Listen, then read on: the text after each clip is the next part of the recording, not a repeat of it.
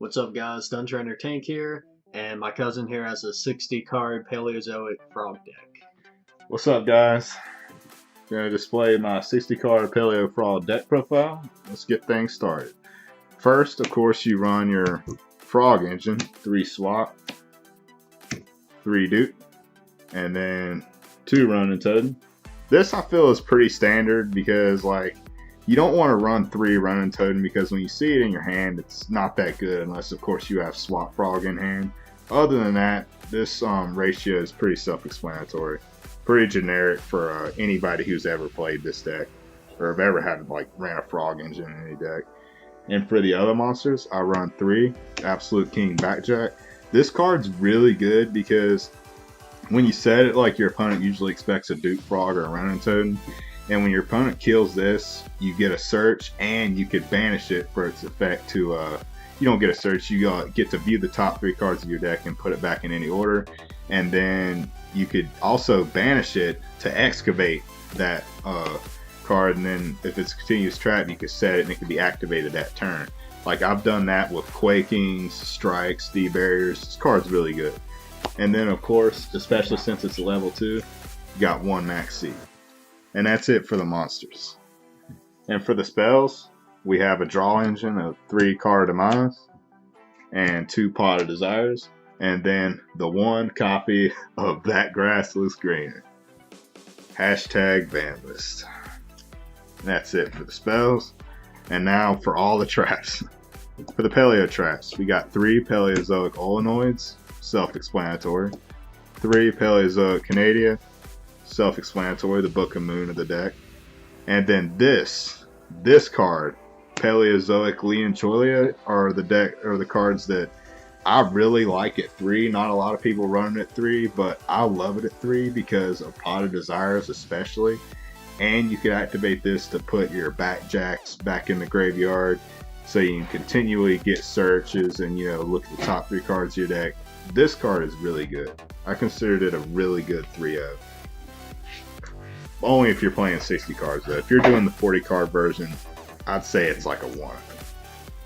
And for the other ones, we got 3 Dynamiscus. And why I'm playing 3 of these is why I don't run Pakaya. Because Pakaya, I don't want to be pitching my traps, I want to be playing my traps. And this lets you discard a card. It doesn't have to be a trap to get its effect. So you could discard a frog, spell anything, and you get Dynamiscus off. And then 2 Paleozoic Morella, self-explanatory. I run it at 2 because I only run 2 targets for this. 1 Lost Wind and of course Breakthrough Skill. And then for the other traps, we got 3 Fiend Griefing, self-explanatory because you run 3 Backjacks. And then for more draw power, 3 Reckless Greed. Now for the battle traps, this is where I make mine a little different. We have 3 Quaking Mirror Force, and then 2 Drowning Mirror Force. I've seen a lot of people, they run regular, but I like Drowning, especially if you open this going first when you have no monsters and you just set 5 back row. Your opponent makes, they overextend and they attack into this. It's pretty much a blowout game at that point if they get Drowning. And then of course 2 Wabacoos to cap off the battle traps. And for the other busted traps, we run 2 copies of D-Barrier. Not too good now with True Dracos running around, but it still shuts down decks like Zoos, and it could also shut down Dinos. And our main deck, 4 answers to spells.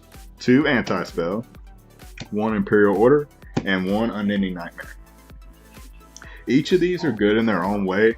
Anti-spell really helps slow down your opponent. Imperial Order just negates spells altogether, which is really good.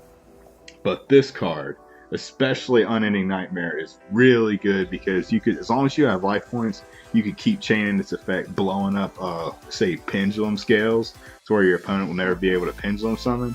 You could blow up Diagrams, pretty much any face-up spell or trap card. I mean, when your opponent flips Royal Decree while you have this, you could chain Unending Nightmare to Royal Decree and blow it up. Really good card. I'd like to run another one, if not 3 at some point. And for the 1-of traps, we have 1 breakthrough skill and 1 lost win. These are my Paleo Morello targets. And for the other ones, 1 bottomless, 1 compulse, 1 torrential. This one's like another blowout. Like if your opponent overextends into a torrential, that's GG. And then of course we have the full Solemn Brigade, 3 strikes and 1 warning. And that wraps up the main deck. Now the extra deck, we run of course 3 totally awesome, MVP of the deck, best card in the extra deck.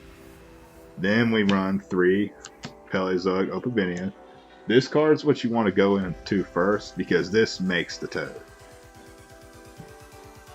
And it also helps that it's unaffected by monster effects, of course. And then, of course, 2 of the Big Daddy, Nomalocaris. This card's self-explanatory.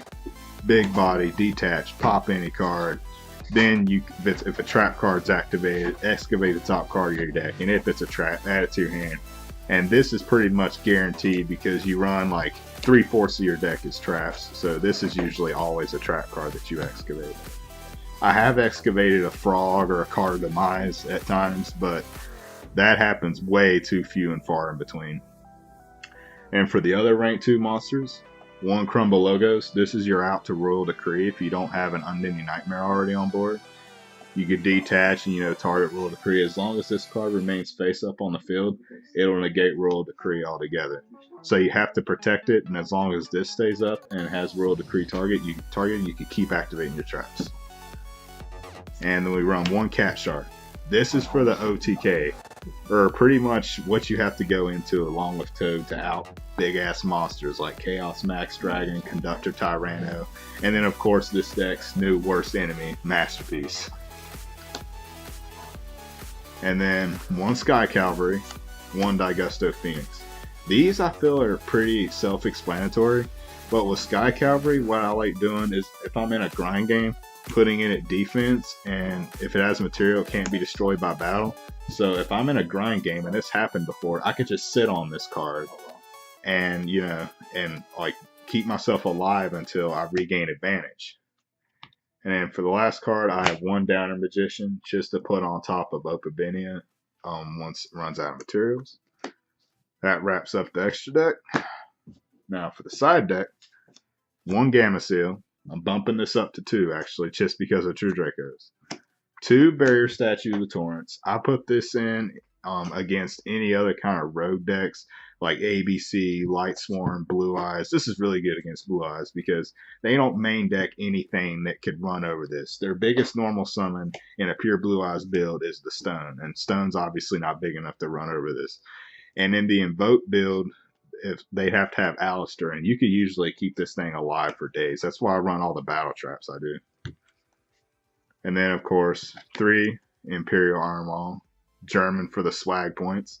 This card's obviously for anything that vanishes like Infernoids.